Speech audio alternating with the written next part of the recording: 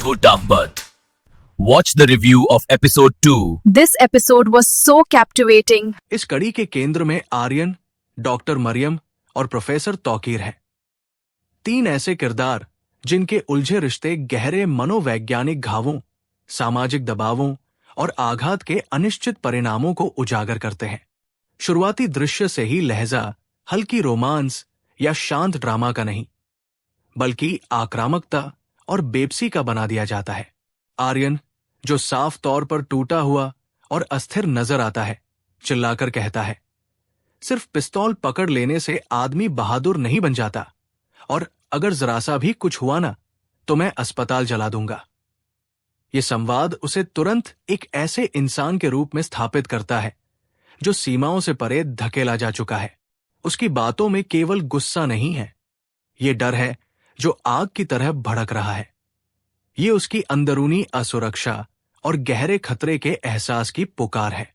ये आक्रामक एंट्री बहुत अहम है।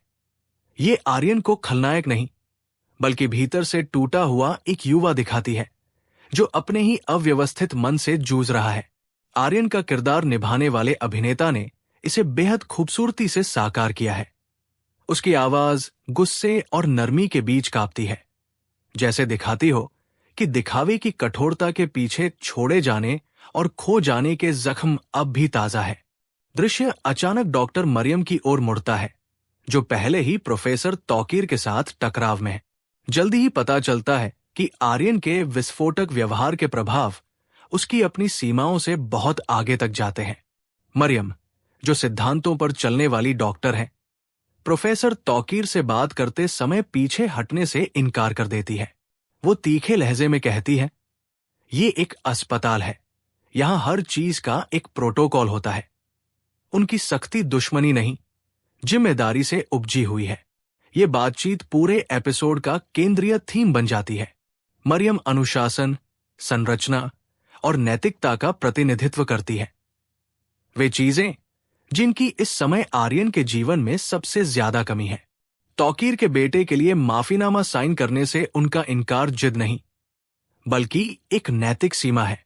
उनके शब्दों का वजन महसूस होता है, खासकर जब वो बताती है कि आर्यन के उन्माद ने उनके सहकर्मियों को कितना प्रभावित किया और किसी को बेहोशी की कगार पर पहुंचा दिया। आर्यन के भावनात्मक अराजकता और मरियम की चिकित्सीय तर्कशीलता के बीच का ये तनाव ही इस एपिसोड की धड़कन है। निर्देशक ने क्लोजअप शॉट्स का शानदार इस्तेमाल किया है। हल्की आंखों की हरकत, कांपते होंठ, रुकी सांस, सब कुछ कैमरा ठहर ठहर कर दिखाता है, जिससे दर्शक हर धड़कन और हर झिझक को महसूस करता है। प्रोफेसर तौकीर का प्रवेश कहानी में एक और परत जोड़ता है। गंभीर और शांत स्वभाव के साथ निभाए गए इस किरदार में पहले तो स्थिरता दिखाई देती है, लेकिन बातचीत गहराती है तो भीतर की कमजोरी सामने आने लगती है। वो ये स्वीकार करते हैं कि आर्यन की मां की मृत्यु के बाद अपने ही बेटे को वो सही राह नहीं दिखा पाए। यही इस एपिसोड का सबसे मार्मिक मोड़ बनता है।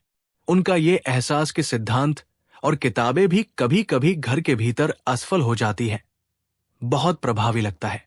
इसके बाद कहानी टॉनी, शेरी और बिली के हल्के फुल्के मगर बेचैन करने वाले दृश्यों पर कट जाती है। उनका आपस में मजाक करना और भाग निकलने की बातें करना हास्यास्पद होते हुए भी दर्दनाक लगता है। मैं तो लंदन की फ्लाइट बुक करा के निकल रहा हूं जैसी बातें भागने की इच्छा को दिखाती है, समाधान को नहीं। ये दिखाता है कि कैसे दोस्ती के दायरे भी दबाव में टूटने लगते हैं। कहानी का अगला अहम मोड़ मरियम के घर में आता है। फ्रेमिंग सघन है, मानो हवा में घुटन हो।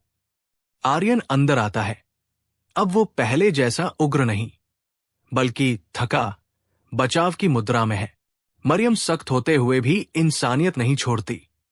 वो उसे कहते हुए दिखती है कि चिंता छोड़कर खुद को संभालो और ठीक होने पर ध्यान दो। बाद की बातचीत में आर्यन के अतीत की परतें खुलती है। मां के जाने के बाद उसका भटक जाना, खुद को नुकसान पहुंचाने वाले व्यवहारों में पड़ना, ये सब बगावत नहीं, मदद के पुकार थे। कहानी यहां किसी घिसे-पिटे फॉर्मूले में नहीं गिरती। वो बताती है कि प्रेम और खोने का अनुभव अगर समय पर संभाला न जाए तो मजबूत से मजबूत इंसान को भी तोड़ देता है। मरियम भी अपने टूटे हुए रिश्ते के बारे में खुलकर बात करती है। पति के होने के बावजूद उसके साथ न होने का दर्द, उसके किसी और के साथ चले जाने की कसक, ये सब उन्हें भी आर्यन की तरह संवेदनशील और अपूर्ण इंसान के रूप में सामने लाता है। दोनों के जीवन में छोड़े जाने का अनुभव एक भावनात्मक समानता पैदा करता है। इसके बाद प्रस्ताव और जश्न का दृश्य आता है, जहां आर्यन टीना से शादी का प्रस्ताव रखता है और वो हां कहती है। ये खुशी का पल है, लेकिन किसी चमत्कारी राहत की तरह नहीं, बल्कि इस एहसास के साथ कि प्यार में भी निशान रह जाते हैं। जश्न के बीच भी हर किरदार किसी न किसी अंदरूनी बोझ के साथ दिखाई देता है। एपिसोड रिश्तों की दोहरी प्रकृति दिखाता है, यही कि वही रिश्ता हमें तोड़ भी सकता है और जोड़ भी सकता है। लेखक ये साफ कहते हैं कि रिश्तों में सिर्फ जुनून नहीं, निरंतर मेहनत भी चाहिए। आर्यन की यात्रा केवल सजा या तौबा की नहीं, बल्कि भावनात्मक परिपक्वता सीखने की है। तकनीकी स्तर पर भी एपिसोड मजबूत है।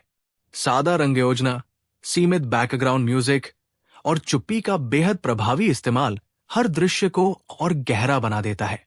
जहां संगीत नहीं है, वहां सन्नाटा खुद एक भाव बन जाता है। अभिनय की बात करें तो सभी कलाकार दमदार हैं। आर्यन का किरदार निभाने वाले अभिनेता भावनात्मक उतार चढ़ाव को बखूबी जीते हैं। मरियम का रोल निभाने वाली अभिनेत्री संयम और दर्द दोनों को साथ लेकर चलती है। प्रोफेसर तौकीर का किरदार भारीपन और संवेदना का अद्भुत मेल बन जाता है। न वो सख्त बूढ़ा है, नहीं सिर्फ पिता, बल्कि एक ऐसा इंसान जो अपनी ही भूलों से जूझ रहा है। सहायक किरदार टॉनी, शेरी और बिली हल्के दिखते हुए भी कहानी में गहराई जोड़ते हैं। उनका हास्य और लापरवाही इस बात को रेखांकित करते हैं कि लोग संकट से कैसे अलग अलग तरीकों से निपटते हैं, कोई इनकार करके तो कोई भागकर। झूम का ये एपिसोड केवल नाटकीयता से नहीं, बल्कि मनोवैज्ञानिक सच्चाई से प्रभावित करता है। यहां आसान समाधान नहीं है, सवाल ज्यादा है, जवाब कम। यही इसे वास्तविक और प्रभावशाली बनाता है।